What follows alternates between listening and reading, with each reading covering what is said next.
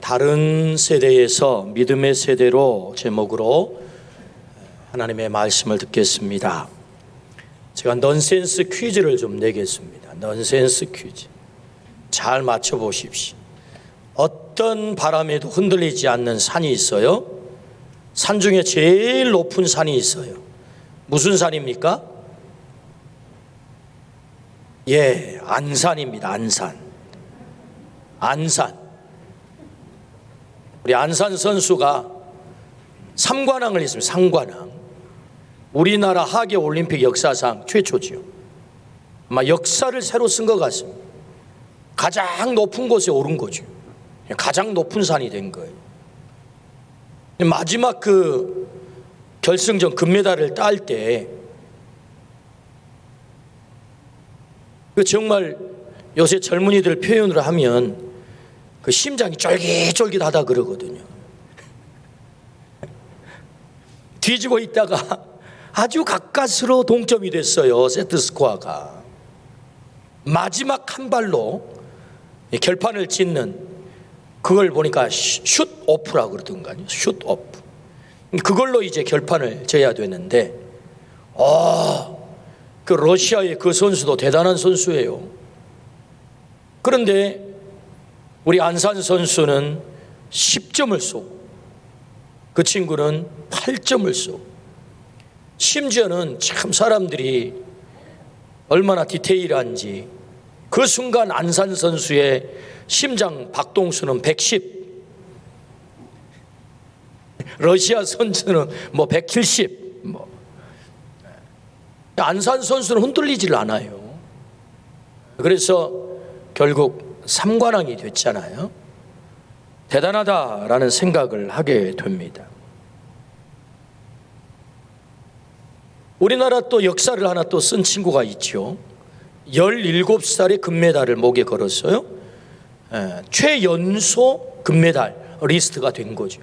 또 이 아이는 17살인데 이관왕을 한 겁니다. 이관왕. 정말 대단하잖아요. 요즘 우리 젊은이들이 이 국제대회에 나가면 정말 놀라운 성적을 거둡니다. 정말 대단하다는 말밖에 할 수 없어요. 그러나 조금 더 과거로 돌아가 보면 여러분 과거에는 그렇지 않았습니다. 이런 국제대회니 세계대회니 나가면은 이 실력이 분명히 있는데도 불구하고 실력 발휘를 제대로 못하는 거예요. 그래서 그 결과가 신통치 않아요.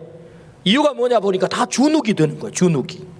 그래가지고 있는 실력도 발휘 못하고 올 때가 많습니다. 근데 요즘 젊은이들은요 아주 당당합니다. 자기 있는 실력을 아주 마음껏 발산을 하는 거죠. 그래서 정말 대단하다. 확실히 이전 세대와 다른 세대다 이런 생각을 하게 돼요. 정말 다른 세대. 그래서 요즘의 젊은이들은 세계에 나가서 최고의 무슨 빅리그에 가서도 최고의 선수가 됩니다. 엄청난 결과를 얻죠. 확실히 다른 세대라 그렇게 볼 수가 있습니다. 다방면에서 실력을 발휘하는 우리의 다음 세대가 이 실력에서만 다른 세대가 아닌 이 영적 실력에서도 이 다른 세대가 되면 얼마나 좋을까요? 여러 가지 스포츠, 무슨 공부, 이런 기술, 이런 다방면에서 실력이 출중해서 다른 세대, 이전과 다른 세대가 되었다고 한다면 거기에 그치지 말고 믿음에 있어서 영적 실력에 있어서 다른 세대. 우리는 그 영적 실력에 있어서 다른 세대를 가르쳐 믿음의 세대라고 합니다. 믿음의 세대. 우리의 자녀들이, 우리 후손들이 그런 믿음의 세대가 되기를 주의 이름으로 축원합니다. 우리는 지난주에 말씀을 들었습니다. 가슴 아픈 다른 세대 이야기죠. 지난주에 우리가 말씀 들었던 다른 세대 이야기가 뭐지요? 하나님을 알지 못하는 다른 세대가 일어났다 해서 어떻게 됐지요? 불행의 역사의 판도라를 연 것입니다. 그래서 불행한 역사가 펼쳐지게 된 거죠. 다른 세대, 하나님을 알지 못하는 다른 세대. 여러분, 다른 세대가 일어나는 대신에 믿음의 세대를 세워야 될 줄로 믿습니다. 믿음의 세대. 실력이 탁월하고 능력이 출중한 이전과 다른 세대 중요합니다. 그러나 더 중요한 것은 하나님을 모르는 다른 세대가 아닌 실력과 능력을 겸비한 하나님을 아는 이 다른 세대가 아닌 믿음의 세대가 우리의 자녀들이 되기를 주의 이름으로 축원합니다. 믿음의 세대가 세워져야 해요. 그래서 다른 세대에서 믿음의 세대로 오늘 말씀을 통해서 그 은혜를 우리 모두가 누리기를 주의 이름으로 축원합니다. 아멘. 그렇다면 우리가 어떻게 하면 믿음의 세대를 세울 수 있을까요? 믿음의 세대. 하나님이 우리에게 믿음의 세대에게 어떤 축복을 약속하는가를 먼저 좀 보려고 합니다. 믿음의 세대에게 하나님이 약속하신 복이 뭐냐? 이걸 알게 되면 맞아, 우리가 정말 목숨 걸고 믿음의 세대가 돼야 되겠구나, 목숨 걸고 우리의 다음 세대를 믿음의 세대로 만들어야 되겠구나라는 이게 동기가 부여되지 않겠습니까? 그래서 믿음의 세대에게 하나님이 어떤 약속을 하시는가? 그 첫 번째는 들소의 뿔처럼 높이신다고 약속을 하세요. 10절입니다. 그러나 주께서 내 뿔을 들소의 뿔같이 높이셨으며 내게 신선한 기름을 부으셨나이다. 들소의 뿔처럼 높이시겠다라고 축복을 약속하시는데, 주경학자 매튜 헨리는 들소의 뿔처럼 높인다라는 말씀을 가공할 만한 힘을 주신다라는 뜻으로 주석을 했어요. 그러니까 들소의 뿔처럼 높여주신다, 그 뜻이 뭐라고요? 힘을 주신다. 이 말씀을 더 깊이 들어가 보면 하나님, 내가 너의 힘이 될 거야 라는 말씀. 하나님이 힘이 되시겠다. 하나님이 우리의 힘 되기를 주의 이름으로 축원합니다. 믿음의 세대에게 주신 축복이 뭐예요? 하나님이 우리의 힘 되시겠다라는 말씀이지요. 여러분, 성경에 우리는 하나님이 힘이 되어서 그의 인생을 가장 위대하게 산 사람을 우리는 알고 있죠. 누굽니까? 다윗입니다. 그런 시편 18편 1절에 이렇게 말씀하지요. 나의 힘이신 여호와여, 내가 주를 사랑하나이다. 할렐루야. 이 고백이 우리의 고백이 되기를 축복합니다. 나의 힘이 되신 여호와여, 내가 주를 사랑합니다. 하나님은 나의 힘이십니다. 이렇게 하나님을 자신의 힘 삼고 살았던 다윗의 인생이 어떻게 됩니까?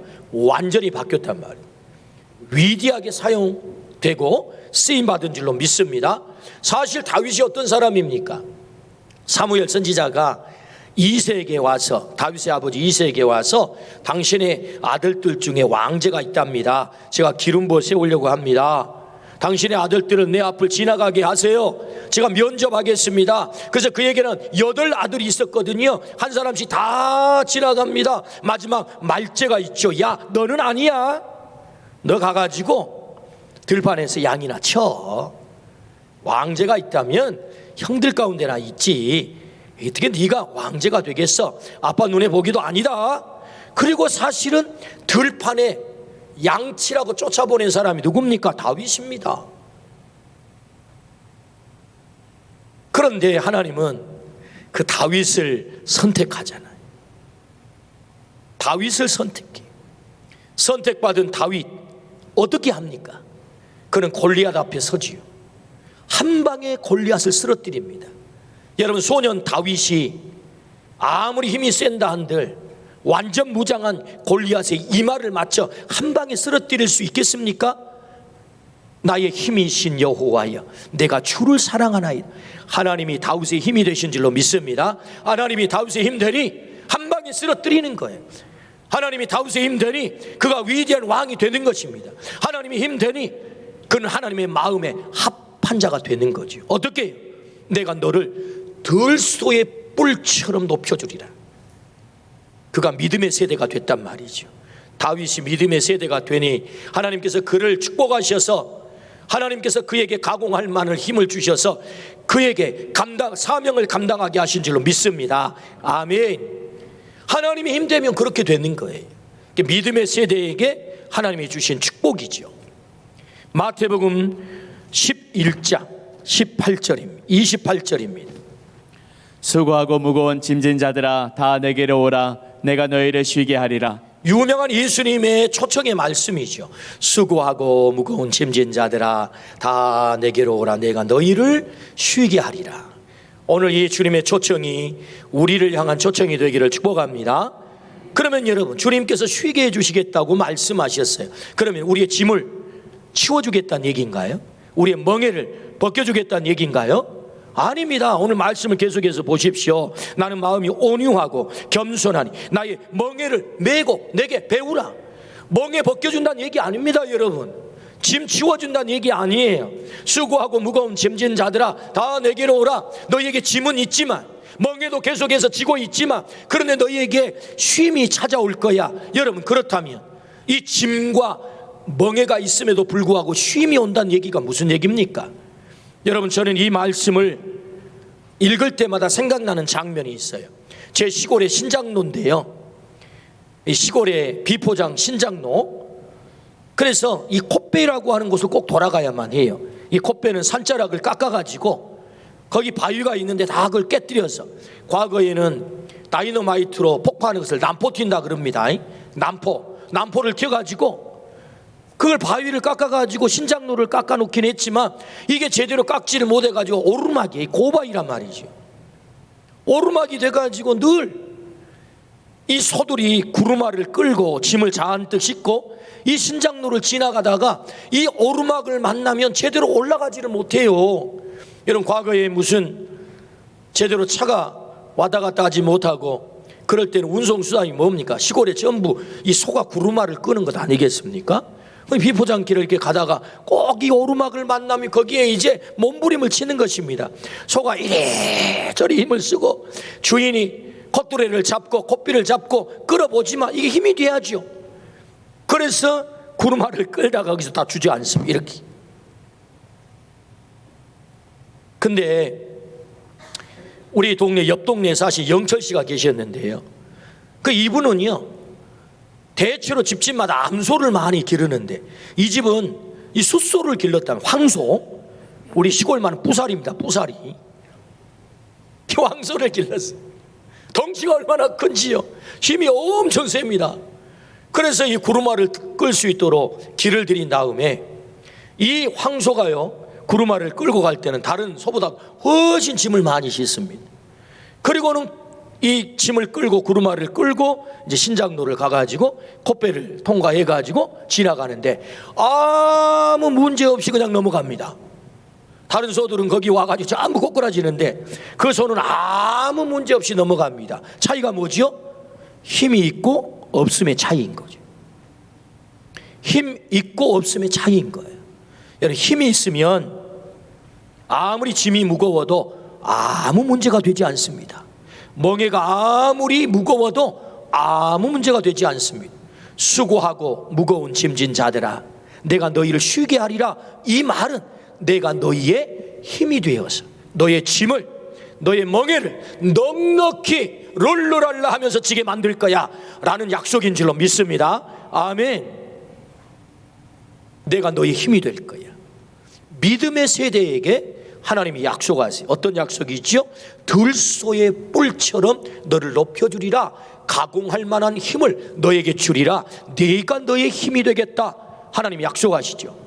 그러므로 여러분, 믿음의 세대가 된다고 하는 것은 하나님이 나의 힘이 된다라는 말과 같은 말입니다. 그러므로 오늘 주신 이 말씀처럼 오늘 우리가 믿음의 세대가 되어 하나님이 나의 힘이 되시기를 주의 이름으로 축원합니다. 우리의 자녀들이 믿음의 세대가 되어서 하나님이 그들의 힘이 되어서 수고롭고 무거운 짐을 지고 가는 인생길에 힘 되신 하나님으로 인하여 승리하는 삶을 살기를 주의 이름으로 축원합니다. 믿음의 세대를 만들어야 된다, 그 말입니다. 두 번째는 어떤 약속을 하십니까?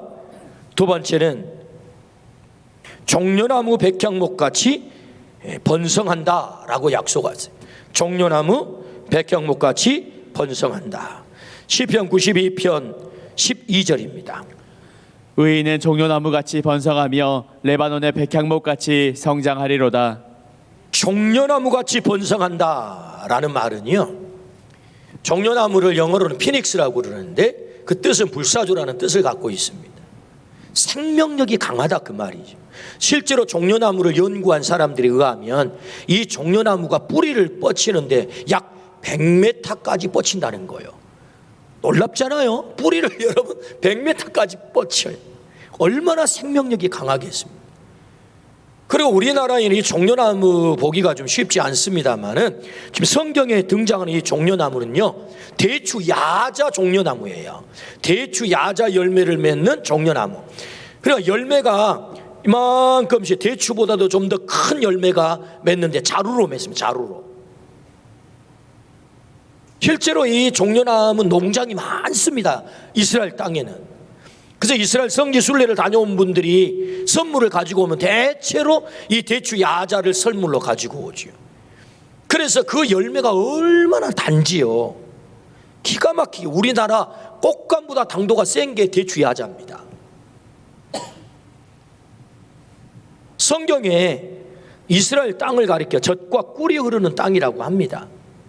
젖이 흐른다는 말은 양과 목축이 잘 돼서 젖이 많이 난다는 얘기고, 꿀이 많다는 말은 초목이 잘 자라서 꽃을 많이 만발해서 벌들이 꿀을 많이 모은다는 얘기거든요. 그러니까 땅이 좋다, 그 말이 젖과 꿀이 흐르는 땅입니다. 그런데 학자들은 이 꿀을 벌꿀만 해석을 한 게 아니고, 실제로 이 꿀은 이 이스라엘 땅, 가나안 땅에 자라고 있는 종려나무, 대추 야자가 맺는 그 열매를 바로 이 꿀이다라고 해석하는 사람이 많습니다. 그러니까 무슨 얘기예요? 종려나무처럼 번성한다, 그 말은 생명력이 강할 뿐만 아니라 마치 꿀을 내는 나무처럼 그렇게 번성하게 될 것을 약속하는 거죠.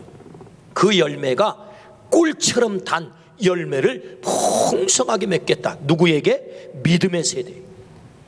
백향목처럼 성장한다라는 말은, 여러분 왜 백향목입니까? 100가지의 향기가 나는 거예요.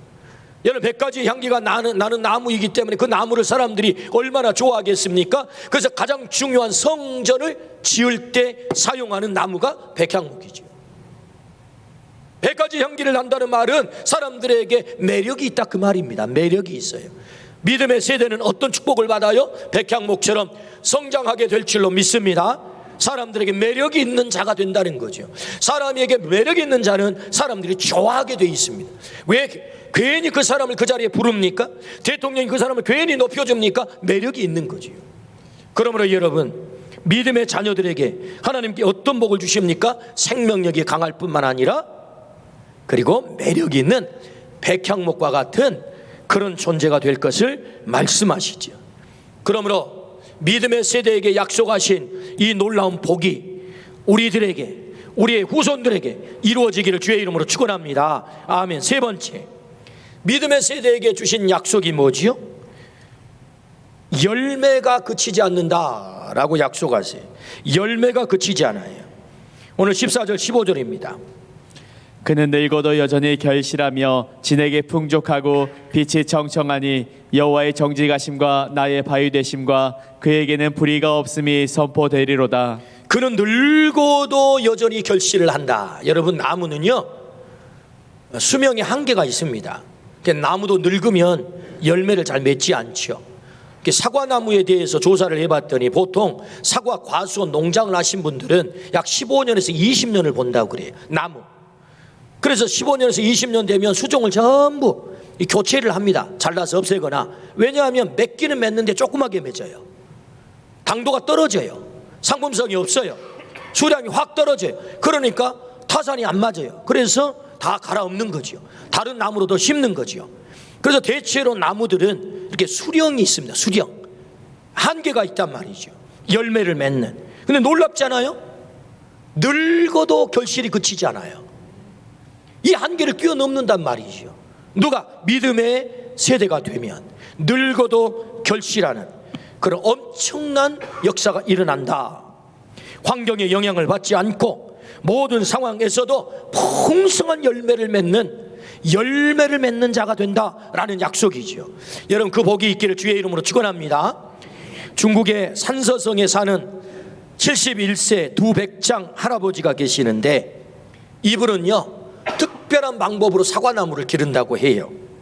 이분이 기르는 방법대로 하면은 사과가 100년이 되어도 열매를 풍성하게 맺는다고 합니다. 이분이 기르는, 관리하는 방법이요, 심장 이식 수술과 같은 사람으로 말하면 심장 이식 수술과 같은 방법인데 교조법이라고. 교조법. 어떻게 하느냐 하면은 사과나무가 나이가 들면 이렇게 밑둥이 굵어지잖아요. 굵어지면서 딱딱해져 가지고 이게 수액과 영양분들을 빨아 가지고 잘 위에 가지로 이렇게 공급하는 게 한계가 있다는 것입니다. 그래서 이 두 백장 할아버지는 사과나무를 어떻게 관리하냐면은 뿌리에서 가지, 아주 새 가지를 일부러 배양을 한다는 거예요. 한 가지만 아니고 여러 가지를 밑에 뿌리에서. 그래서 이놈을 길러 가지고 어느 시점이 되면 위에 가지 1m 50 혹은 2m 지점으로 다시 그 가지를 접붙이는 거예요. 자기 뿌리에서 올라온 새 가지를 위에 가지에 접붙여요. 그래서 영양을 공급하는 데 원활하게 만들면 나무가 회춘을 한다는 겁니다. 나무가 회춘을 해요. 그래 가지가 무성해지고 잎이 청청해지면서 사과 열매가 젊은 사과나무처럼 크게 달릴 뿐만 아니라 맛이 기가 막히게 달린다는 거죠. 그래서 50년 된 자기 사과나무에서 무려 한 나무에서 사과를 1톤을 수확을 했다는 거예요. 1000kg. 제가 그래서 사과를 한번 검색을 해봤어요. 제일 사과 큰 놈이 몇 그램이 가나 봤더니 한 500g 되는 놈은 제일 큰 놈이더만. 그러니까 여러분 1톤을 생산했다는 말은 사과 2000개를 생산했다는 말입니다. 한 나무에. 대체로 가장 큰 상품성 있는 가장 큰 사과 한 박스 1단짜리 약 5만 원 갑니다. 그럼 한 나무가 1000만 원을 수확을 했다는 거예요. 놀라지도 않아요. 이 두 백장 할아버지는 사과나무를 그렇게 관리를 해가지고 열매를 풍성하게 맺게 한다는 거예요. 저는 이 이야기를 들으면서 오늘 본문의 말씀이 생각이 난 거예요. 하나님에게 우리가 접붙여지면 늙어도 결실하는 거예요. 하나님에게 접붙여지면 어떤 상황과 환경이 찾아와도 우리에게 풍성한 열매가 맺혀질 줄로 믿습니다. 아멘. 그래서 우리 하나님은 믿음의 세대에게 약속하지요. 어떤 약속이요? 늙어도 결실이 그치지 않는다. 그 열매가 풍성히 맺혀진다. 할렐루야. 여러분 이 복이 우리에게 믿음의 세대, 우리 자녀 세대에 그대로 이루어지기를 주의 이름으로 축원합니다. 시편 34편 9절에서 10절입니다.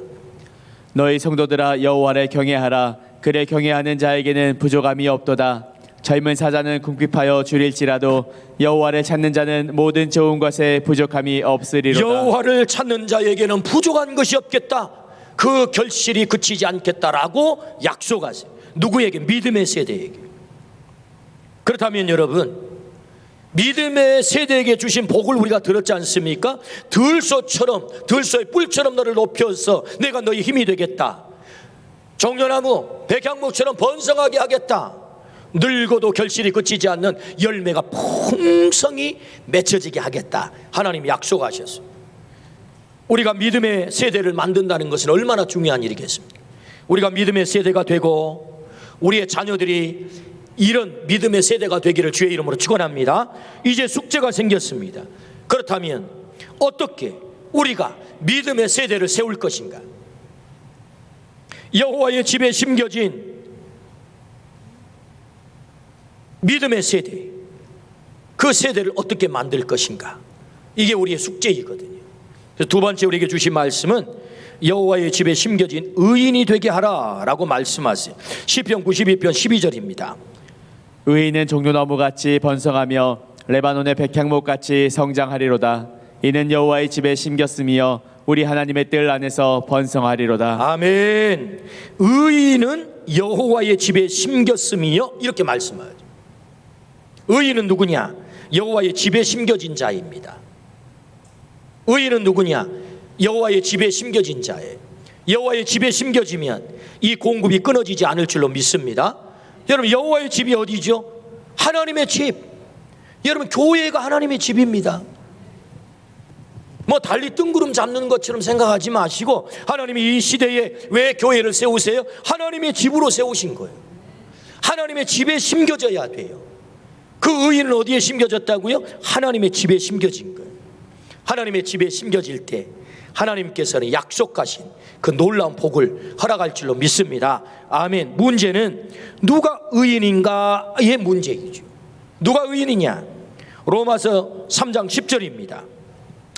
기록된 바 의인은 없나니 하나도 없으며 의인은 한 사람도 없대요. 이제 큰일 났잖아요. 그럼 누가 의인이지? 오늘 성경에 보니까 기록된 바 의인은 없나니 하나도 없다. 이 땅에는 의인이 없었습니다. 하나님의 복을 누릴 수 있는 의인이 없었다고요. 때문에 의인이 없는 이 땅에 하나님께서 의인을 만들 계획을 가지셨어요. 하나님이 어떤 계획이죠? 로마서 3장 21절. 이제는 율법 외에 하나님의 한 의가 나타났으니 율법과 선지자들에게 증거를 받은 것이라. 자, 거기까지 하나님의 한 의라고 말씀하세요. 하나님의 한 의가 나타났다. 그럼 하나님 곧 예수 그리스도를 믿음으로 말미암아 모든 믿는 자에게 미치는 하나님의 의인이 차별이 없느니라. 곧 예수 그리스도를 믿음으로 말미암아 모든 믿는 자에게 미치는 하나님의 의라고 말씀하세요. 여기 한 의인은 없는 애 한 사람도 없어요. 근데 의인을 만들어야 될 프로젝트를 하나님이 가동을 시키세요. 누가 의인이 됩니까? 한 의를 이 땅에 보내셨다. 그분이 누구시라고요? 예수 그리스도. 그분을 믿을 때에 그의 의로 우리가 차별이 없는 자 되었다라고 말씀을 하시죠. 로마서 3장 23절입니다.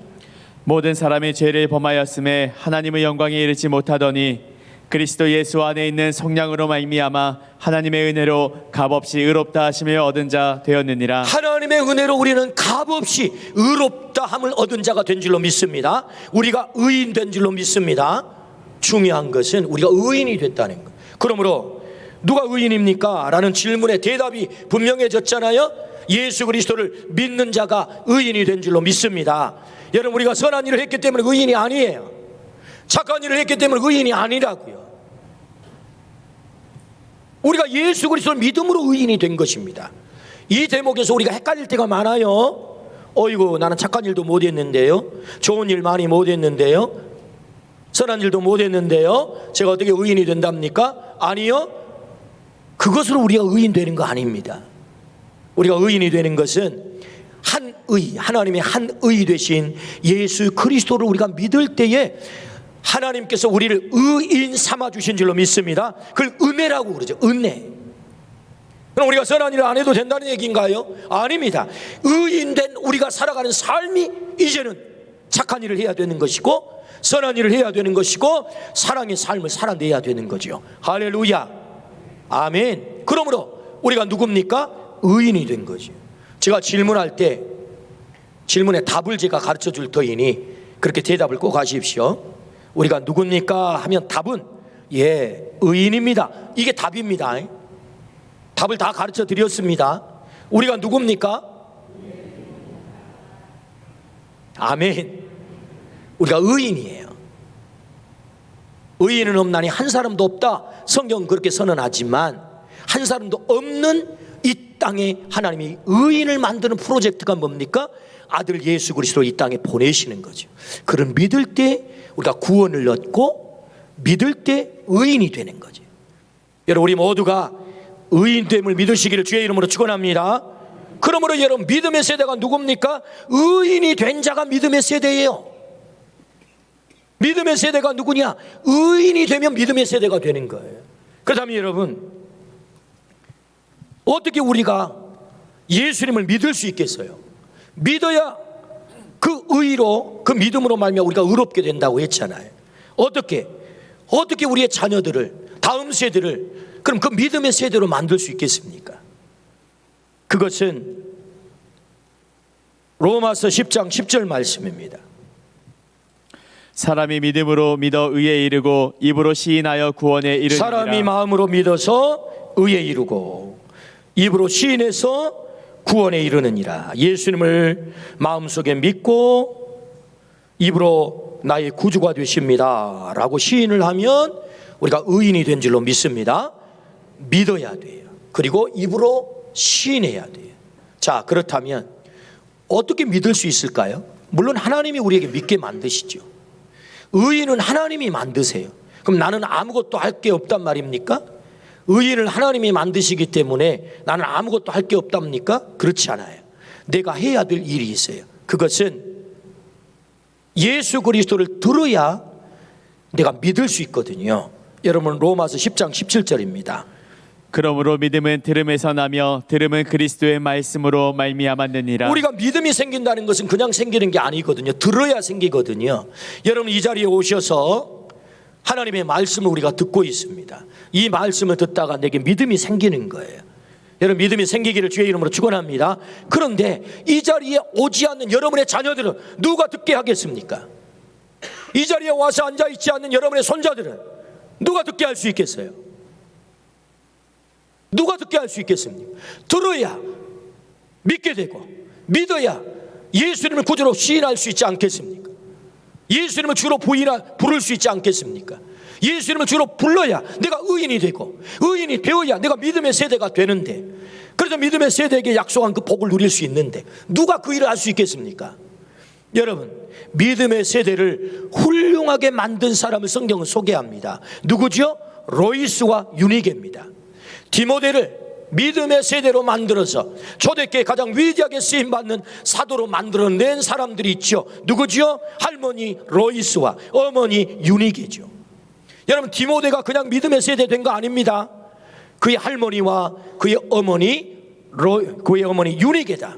성경 읽습니다. 디모데후서 3장 14절부터.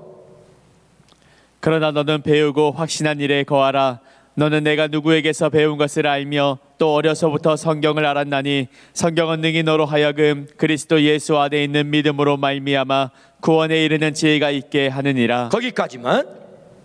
너는 어려서부터 성경을 알았다니. 어떻게 어려서부터 성경을 알았겠습니까? 뭐 태어나면서부터 글자 읽었겠습니까? 와, 이거 하나님의 말씀이네, 내가 한번 읽어봐야지 해서 읽었겠습니까? 그의 어머니 유니게, 그의 할머니 로이스가 디모데야, 이리 오너라, 내가 하나님의 말씀 너에게 들려줄게 해서 그 말씀을 듣다 보니 구원에 이르는 지혜가 그 성경에 있어서 성경 말씀을 듣다 보니 아하, 예수님이 나의 구주가 되시는구나 알게 되고 예수님을 믿게 된 줄로 믿습니다. 그 믿음의 세대가 된 거죠.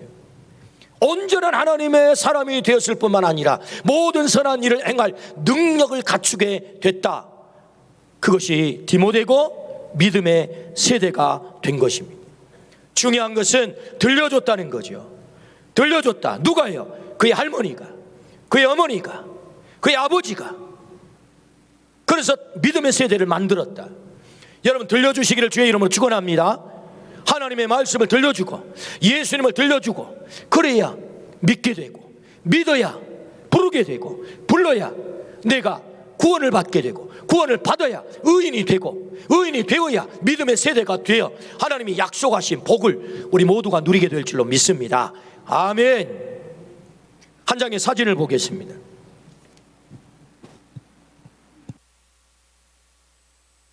한 사람은 조나단 에드워드고요, 또 한 사람은 맥스 주크라고 하는 사람입니다. 맥스 주크라고 하는 사람은 여러분 보기에 왼쪽입니다. 여러분 화면에 보기에 왼쪽. 그는 후손을 650명을 얻었대요. 근데 그 가운데 거지가 310명이고요 범죄자가 150명이고요 알코올 중독자가 100명이고요 창녀, 문맹, 후손들이 다 그렇게 된 거예요. 정말 안타깝게도 그 후손들이 이렇게 별 볼 일 없는 안타까운 가문을 이룬 거지요. 그런가 하면은 조나단 에드워드, 이 사람의 후손은 1390명을 얻었대요. 약 한 200년 동안의 자손들을 지금 추적한 것입니다. 200여 년 동안에 그 후손을 1390명을 얻었는데 대학 총장이 13명, 대학 교수가 65명, 판사가 39명, 변호사가 100명, 의사가 56명, 목회자 선교사가 100명, 공직자가 80명, 이 가운데는 부통령, 상원의원, 역사를 좌우지할 만한 위대한 인물들이 이렇게 태어났다는 것입니다. 본인도 역시 조나단 에드워드는 프린스턴 총장까지 지내신 분이세요. 이들의 이 가문 계보를 알버트 윈십이라고 하는 교육학자가 200년 동안의 이 후손들을 연구를 한 거예요. 추적 조사를 해서. 그랬더니 그 후손들이 이렇게 됐더라는 거예요. 그러니까 알버트 윈십이라고 하는 사람은 도대체 무엇이 이 후손들을 이렇게 결정적으로 차이나게 만들었을까를 교육적으로 관심을 갖기 시작한 거예요. 이 차이가 뭔가 하나를 발견했어요. 그것은 조나단 에드워드는 태어나면서부터 믿음 안에서 성장을 했어요. 하나님의 말씀을 배웠어요. 그 말씀으로 자녀들을 양육했습니다. 믿음의 세대를 만든 거예요. 그런가 하면 맥스 주커라고 하는 사람은 신앙 없는 아내를 얻어서 자신도 방탕하게 살아갔던 것입니다. 자유분방하게 하나님의 말씀과 아무 관계없이, 믿음과 아무 관계없이. 그래서 그렇게 살아서 후손들을 두게 됐는데 그 후손들이 다 이렇게 됐다고 하는 거예요. 결정적인 차이, 믿음의 세대, 하나님을 알지 못한 다른 세대. 믿음의 세대, 하나님을 알지 못하는 다른 세대. 우리의 자녀들이 어떻게 되기를 원하십니까? 이 사진상에 있는 우리의 자녀들이 어디에 기록되기를 원하십니까? 답이 분명합니다. 다른 세대에서 믿음의 세대로. 오늘 우리가 그 믿음의 세대의 자리에 서 있기를 주의 이름으로 축원합니다. 우리의 자녀들이 믿음의 세대의 그 자리에 서기를 축복합니다. 우리의 자녀들을 믿음의 세대로 세워가기를 주의 이름으로 축원합니다. 의인은 여호와의 집에 심겼다. 하나님은 그에게 약속하시지. 늙어도 결실이 그치지 않는 이 놀라운 복이 오늘 우리 모두에게 있기를 주의 이름으로 축원합니다. 아멘. 기도하십시다. 하나님을